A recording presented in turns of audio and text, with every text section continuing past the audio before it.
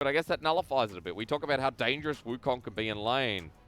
Let's see how it runs into this one, and let's see how much it can roll ahead with the help of Ike's. Because Vici this time around, the skirmish continues, but in a very different way. We got iBoy on something that isn't Senna. So people I know will be happy about that one.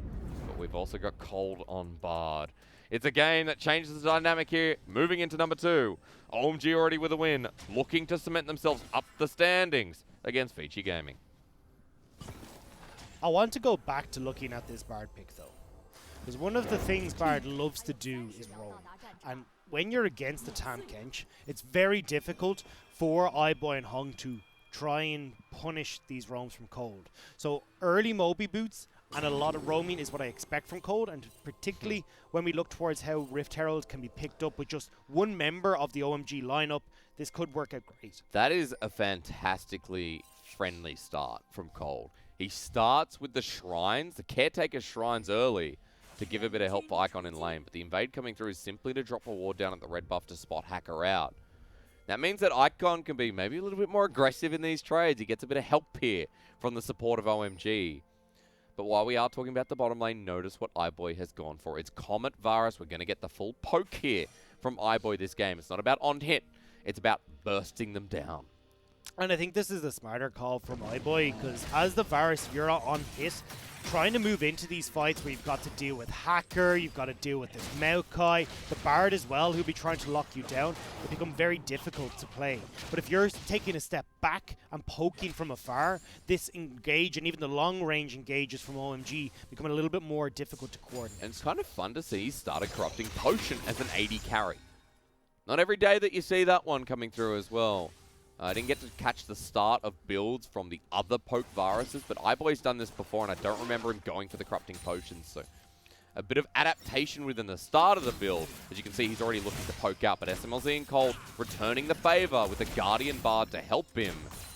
A half-health SMLZ, a half-health iBoy kicking off the level 1. So you're right, usually we do see the likes of the Doran's Blade, or if you're really worried about the lane, you can go for the Doran Shield.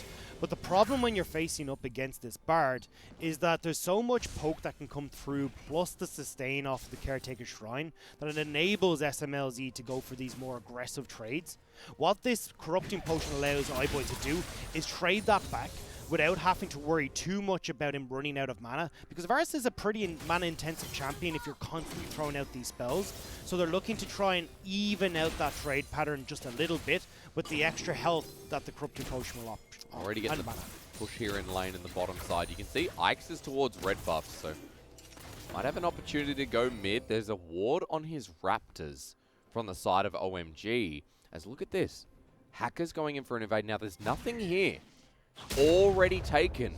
Scuttlecrab available though, and the ability to dive bot, but it's against the Wukong. He's a trickster. That'll be pretty hard to do.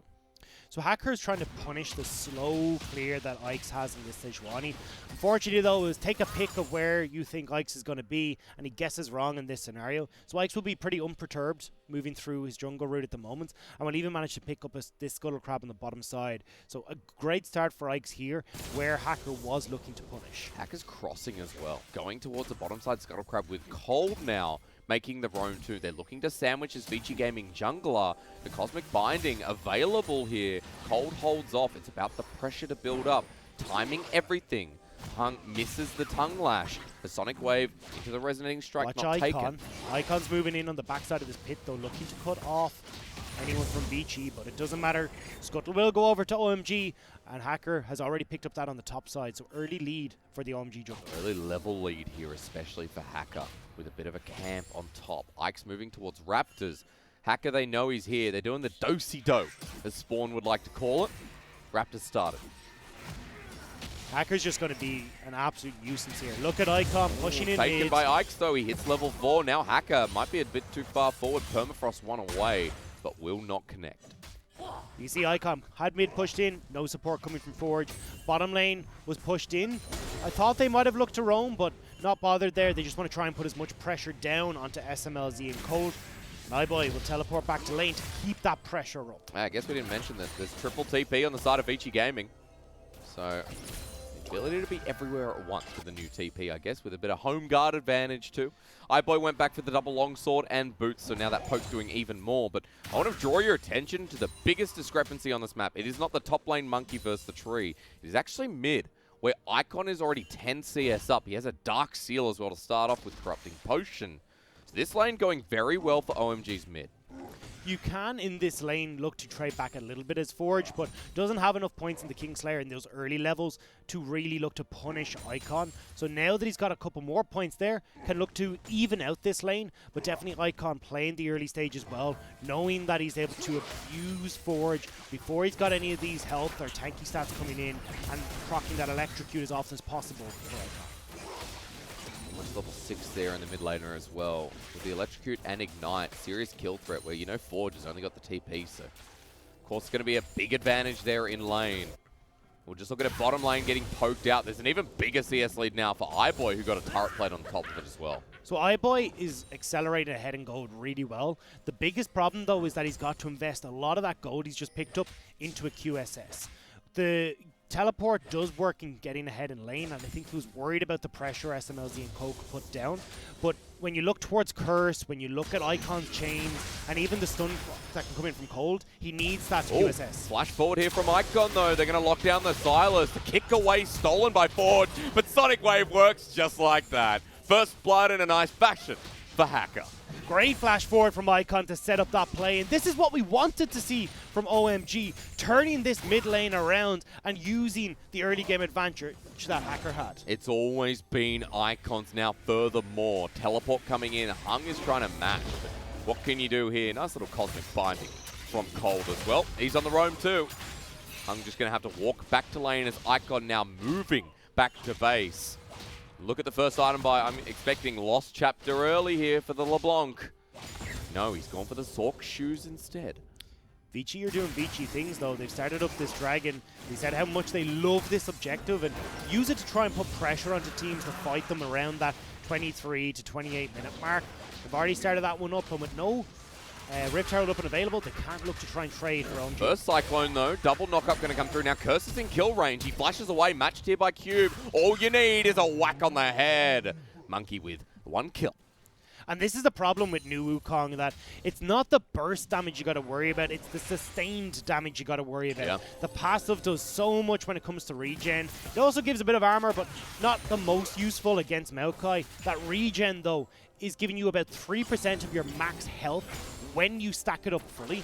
So that's an insane amount of health to just be gaining on a consistent basis, which means this Bami Cinder is doing nothing. Well, any of the damage this Maokai can throw down is very quickly healed back up. Because Treebeard was winning lane top lane. Cube was behind by about 10-15 CS, now matching a bit better. And the kill gold is going to mean so much for the Doran Shield Wukong, who is yet to back away. And oh no! Okay, well, I'd stick around probably. He's got TP. The reason that Cube is now taking over this lane is because the level 6 for Wukong is actually a really big spike. The longer you stay in his ultimate, the lower his Q cooldown becomes. So he can get it down to about 1 second in the later stages of the game, so he can ult in, hit a Q, ult again, and have this combo up consistently as he goes forward. And Curse was the beneficiary of all that damage in that last engage. OMG, though, will try and still use the advantage that they have on FLICKR versus Ikes to pick up the Rift Herald with no contest coming through from Vici. Well, when Curse is able to push out and TP used to the top lane with the wave right in front of turret, that's free for FLICKR. The Lee Sin picks up the Rift Herald, the first one of this game. OMG still even with goal, but now have that objective in hand. I love this call from OMG as well. You can't have iBoy or Hung. Ooh, hang on. Yeah, okay, Chains of Corruption, burst Cold. He only just survives. Ikes, though, is off in the wings. He's going to try and hop over this wall. Okay, might have to back away. There's no ward in here. This is dangerous. Cold is just going to get ulted. It hits only one and blocked away nicely from SMLZ. That was gorgeous. But now OMG, Bullet Time's going to have to come out to clear the wave to defend the next bit of turret plating. They survive. After what is going horribly in the bottom lane, they survive, and that's good. SMLZ is anything but an SMLZ brain. That was really smart from him to realize that Ikes might have been coming over that wall, looks to protect, and still gets to clear out the wave. I want to go back to why FLICKR was able to pick up that Rift Herald so easily, though, because it comes back to FLICKR winning out on the trade when it comes, or winning out in the matchup, but iBoy and Hung cannot leave this bottom lane because Cold can engage from so far away and set up a play onto iBoy. So with no way for iBoy to join the fight using the teleport, the pressure and the tempo as to when SMLZ and Cold want to back is always dictated by OMG. So without that, Vici couldn't make the play, and FLICKR just picks up the Rift Herald. SMLZ stops the back here in the bottom lane though. Meanwhile, Hung and iBoy now going to have to go back against their turret with the Rift Herald available. OMG about to get a hell of a lot of gold in a lane that they were so far behind in CS. Is FLICKR going to drop it? Ike's is shadowing. Ike's is going to back away. Oh, just stopped it in time. Doesn't have the ulti. We saw it before. FLICKR still not committing to putting the Rift Herald down, but at least SMLZ able to pick up a bit of turret plating in this lane. 20 CS behind now. That'll shorten here with the next wave coming in. FLICKR's back though. They really want to get this turret down. Yep, okay, finally plating comes through and they kind of outlive Ike's presence in that bottom lane. He's gonna get the charge here. SMLZ. Oh, he doesn't. The gold just goes to FLICKR. Bit of a mistake there, but here we go. Forge runs into Icon. Oh, he's walking in. He's got the advantage in this lane. Icon is going to have a pretty good time with this one, but the re-engage comes through. Maybe not. Icon is going to have to disappear, but the rest of OMG join the fight. Dragon's Rage taken from FLICKR. That'll be used in lane as Icon returns at half health. Forge doesn't really have the mana to close this gap though. Still hovering, you can see, trying to see if he can get on towards Icon and abuse that low health. Close call for Ike's. Lens used a second before FLICKR goes back to base. And it's a game of laning phase. That's what this has been in the first 11 minutes. CS lead still on the top side against the Wukong. You can see Cube down by about 15 with Black Cleaver in hand now. Curse has his own little lead here with the Baby Cinder and Chain Vest. But in the mid lane as well. About 15 CS there for Icon. And the bottom lane, we all expect iBoy winning this lane. And he's got 120 CS in under 12 minutes. So Vici have also just back to pick up the Umbral Glaive. First item completed for iBoy, which is really important for this dragon that's about to spawn. If we start to look towards this fight, the lethality that this provides will give so much poke to iBoy that OMG may not be able to contest just off of sheer damage they've taken before the fight starts. It's like first items versus first items. Vici have more at this point. Still no first here for SMLZ, who has a very early Vampiric Scepter. We'll see if he goes BT first, which is very unusual for Misfortune. But in this lane, might not be this game. Dragon started, Vici bringing Cube down as well. Icon in a bit of trouble. Cyclone's there, but Icon dukes it out away against his own mid lane. The Flash Cyclone this time around, Icon uses his own FLICKR to help him out, but Forge flashing in. Could be a mistake. The kick comes through. That was nicely done by OMG, but a blunder by Forge as Cube is now on the run. FLICKR going to chase this one as well. This Wukong doesn't have too much, but he has Conqueror. FLICKR now trying to make a mistake too, it seems. But it's OMG's win after that trade. Cube will become really tanky. He gets 3 cloth armors. Uh-oh, you shouldn't be here, FLICKR. He's going to smite away. Curse coming in now. That's a big bid. FLICKR going in. The flash away from Ike's. Another mistake maybe. Vici really trying to over-aggress here, but OMG keeps sticking around. Forge has the teleport to come in, and that's exactly where he's TPing to in the mid lane, but iBoy! iBoy, we're looking at the bottom side of the map. He's just dead. Really good tempered fate from Cold. We didn't see the start of that one, but SMLZ getting his first kill. Okay, we're going to have to take this in parts, because a lot has just happened on our screens. Part 1, I think Forge actually, as he went in aggressive to that play, just timed out on the kick. I think he was trying to kick FLICKR into Icon and set up the play, but I'm pretty sure it timed out right as he flashed in aggressively. On the bottom side of the map though, where we see iBoy dropping, this is what we're talking about.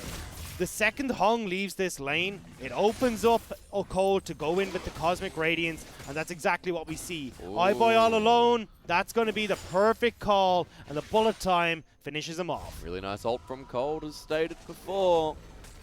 The kill going over to SMLZ in this lane. Things are working out for OMG, and after that play, OMG now up almost 2,000 gold. Curse is smashing this lane against the Wukong. Nothing much Cube can do, even with a kill. Gold looks to be pretty much even here with Sunfire Cape and the extra damage it now provides, doing wonders against Cube. I love seeing the Black Cleaver from Wukong here as well. So what you get is that all that health comes in, which gives you more damage onto your ultimate. It gives you more health to proc off your passive regen as well. But the cleave and the cooldowns are really important for him in trying to maneuver in these fights when you've got the E and just having a bit more of a gap closer there. looking at gold plating taken across the rift. Bottom lane versus the top side of the map. Free Tony was taken to the Rift Heralders. Here comes the Abyssal Voyage. Okay, Vici thought they might have been cornered out. They want to go towards mid lane. Not convinced on when Cold's Cosmic or not Cosmic Radiance, keep saying. The Tempered Fate would have been up for Cold, so wanted to get out of there ASAP so they don't get caught. Ike's though, going to put pressure on towards this Rift Herald, and now we can see everyone congregating around this objective. Remember, with Cold and Ultimate, the ability to dissuade the objective is 5 members all here. Curse goes in first. The Ultimate with the Nature's Grasp. It's returned by the Silas, but pretty damn good here from the side of Vici as Cube gets into the back line, kills SMLZ with the reverse Cyclone, and now OMG have to get the heck out of there. Cube on a run, Cold slowed down, flushes away from this Wukong, and Icon the next target. They get the permafrost, they get the slow. They're all in underneath this turret. Icon survives for a hell of a long time, but Vici have done the damage. Cube got straight into the backline there, and it's perfect for the Wukong. On towards SMLZ, on towards the crucial. Ooh, that was pretty close, Code. You got to be careful. Almost dies. Forge is on the hunt for him as well, who have to back away. And this turret's going to go down after that fight as well. Vici take everything. And this is what we're talking about. The first items completed coming in for Vici, and it looked dire. But a great ultimate here starts things off for the side of Vici, where look how many members get locked up by the Maokai ult, and it sets up then for Cube to get in on towards SMLZ. It looked a little bit janky, but that was the Silas Maokai ultimate that locked up OMG, and it was just so perfectly played to set up all this CC from Vici. Whose Maokai ult was better? I say it was definitely Forge's that time around, especially when SMLZ starts ulting and they jump on him. The bullet time negated, and OMG's gold lead negated as well. 2k gold lead for Vici Gaming. They hit right back. They've got a very fed iBoy here. With that CS lead with those 2 kills now. Yomu's Ghost Blade picked up. That's 2 items. Under 17 minutes. If iBoy hits someone, their health bar disintegrates. And OMG now have decided that they need to start spreading out this map. They can't deal with this grouped up team fight that Vici are offering right now. So instead, Icon down to a side lane. We've seen this plenty of times from the mid laner of OMG, trying to make solo missions happen because there's so many problems hitting them on the rest of the map. But man, SMLZ just needs its first item. It's 17 minutes and he's spread out with 3 different components. Looks like the IE could be the start here as Ike's going to channel through. Wants to take on Cold. In fact, Vici just want to pressure the Mountain Dragon. They've already got 2 of them. They're heading towards the Mountain Rift. Look where SMLZ is, though. He's separated from this fight. You've got Curse in the top lane with no real TP wards to speak of. Icon has found himself Forge, though, over the wall. Forge will get poked down, but not as much damage as you saw earlier in the game. Vici is 5. Start this Dragon. TP's coming in as well. That's Curse on the Maokai with Ultimate and Flash available. Vici are backing away. Vici need to be careful about how they group here. Tempered Fate could be crucial in turning this fight around. Cube big flank in the back. Really big flank, waiting for the rest of OMG. They know he's here though. And don't forget, Wukong now gets the clone ultimate and his regular ultimate. So if he's cutting off the retreat point with his clone and engaging with his regular ultimate, he can cover both escapes for OMG at once. Vici making another play though. Rift Herald's going to be dropped mid while this gets started by OMG. iBoy looking to poke them down onto the back line. He misses. Sonic Wave connects. You want to see who gets the dragon here. Cube in with a 3-man Cyclone though. OMG's SMLZ dies immediately. The ultimate from Curse means nothing. And Cube on the Wukong, he was the first to play it. And boy, oh boy, does he look the best to play it so far. There are some people who just get how the Monkey King works, and Cube is one of them. Incredible engage from the top laner of Vici Gaming. They get the dragon, and now they're putting pressure on the tier 2 and mid as well. Forge going to be walking up. Now the rest of Vici join him too. Inner goes down. Gold lead in hand of Vici. They got the Mountain after that as well. They got a Mountain Soul coming up in 4 minutes 30. A Baron in 45, but they got control all over Summoner's Rift. And now the pressure is on OMG. Defend Soul Point and also defend this Baron, but beautiful engagement, Cube. sets up perfectly with Ikes as well. And now the CC chain continues. You've got the double melee with the Sejuani, who both have their own CCs as well. Anyone who gets caught is not going for a long, long time. And Vici now sits 7-3, a 4K gold lead nearly for them as well. Now, Colonel is going to take away our scoreboard, but note what Cube is building. Cube has a Sheen and a Ruby Crystal in solo queue. From what I've seen, there are actually people, like I believe Peanut at the moment is doing this in the jungle. There are people who will go Black Cleaver, but then if they're really far ahead, they'll also go Trinity Force as well. Not often do we see that. I'm curious what Cube's final build's going to be. He's going to back now, and we're going to get a bit of an insight into what that is, because he's sitting on 2,300 gold. He just bought a Trinity Force, didn't he? He just used 2K. There you go. I'm glad I did that research. So this is why I like Trinity Force. It's more cooldown, which is something that Wukong really likes in his kit.